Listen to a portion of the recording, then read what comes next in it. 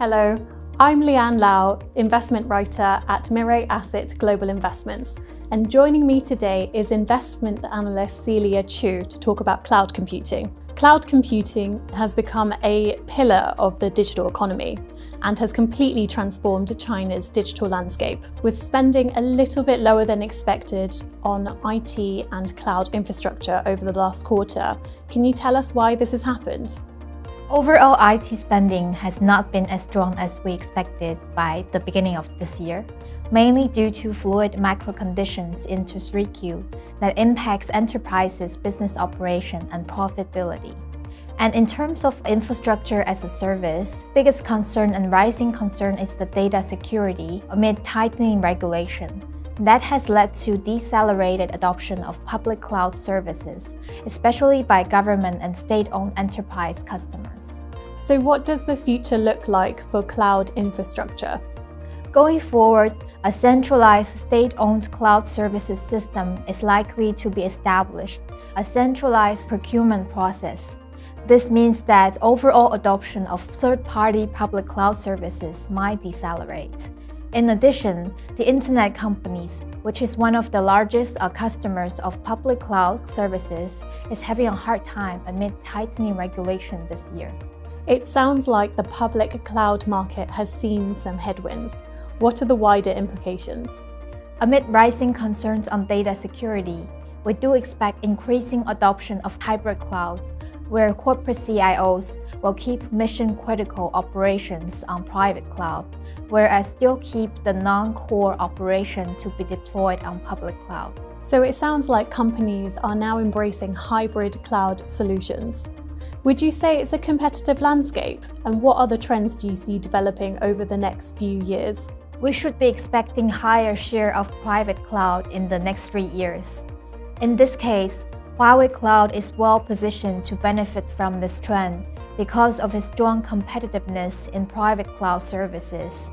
Huawei Cloud has indeed expanding aggressively into the cloud industry and established very strong relationship with government and SOE customers. We're seeing Huawei Cloud's market share significantly increased to reach number 2 now.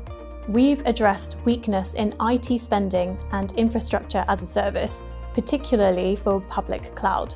But when we consider software as a service, it has become one of the fastest growing industries in the world, particularly in China.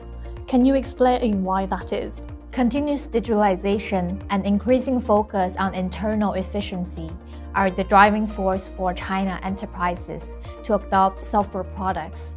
Compared to the United States, China's software accounts for a smaller percentage of overall IT spending, and we expect it to grow several times bigger than it now. It sounds like China's software industry is still in its infancy. What trends are you seeing at the moment that will drive this industry? There has been a general trend of software localization that Chinese enterprises are inclined to allocate more budgets to domestic software vendors. And also we're seeing government support as another tailwind for the sector. And what sort of government support will this entail? Government sets a 10% tax rate for software companies, compared to a 15% for high-tech companies and 25% for rest of the economy. Also, for software companies just turning profitable, the government waives 100% tax for the first 3 years and another 50% for the rest of 2 years. Some positive trends in the market then that should strengthen local software companies. On the other side, are companies facing any challenges in this environment? So the shorter longevity and lower IT spending power of Chinese SMEs imposes 3 challenges for software industry. One is the higher customer churn rate as a result of natural insolvency. And the second is the persistent high new customer acquisition cost. And the third one is the lower IT purchase power that might cap the product pricing upsides and also cross-selling opportunities. So is it an overcrowded market? The industry actually has high entry barrier, with many software companies having 10 to 20 years of expertise in relevant areas. As technology evolves, continuous investments in R&D and talents are required so that companies are not left behind. Seems like a combination of government support and an increasing adoption of domestic software is helping market players gain a bigger market share. How are local companies faring against its global competitors? We're seeing increasing investments by the China software companies to improve their product quality as well as the technology capability, which has led to increased catch-up with global peers. In the meantime, industry know-how and customization expertise are other two factors that impact overall market dynamics. We're seeing that a lot of the large clients require a certain degree of customization on top of the existing standardized products. Therefore, we think good at customization expertise coupled with superior product quality are the factors that can help with deal wins during the bidding process. So, as local firms catch up with its global peers, we'll probably see more investments towards enhancing product quality. What other opportunities do you see in the coming years? And are there any other subsectors that you're excited about?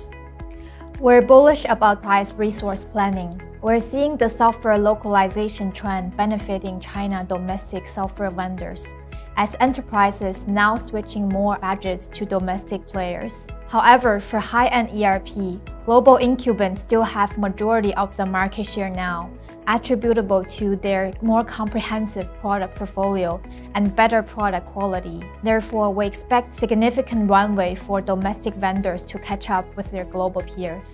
Sounds like software localization is an evolving trend within China. Are there any other subsectors you're bullish on?